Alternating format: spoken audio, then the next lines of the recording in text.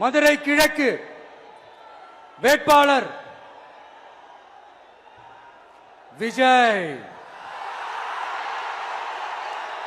இன்னும் முடிக்கல, ஒரு நிமிஷம், இன்னும் முடிக்கல.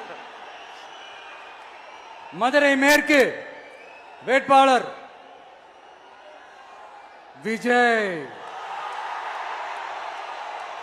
மதுரை மத்தி வேட்பாளர் விஜய்.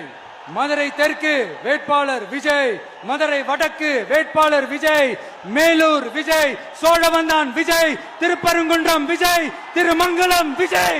உசலம்பட்டி விஜய்.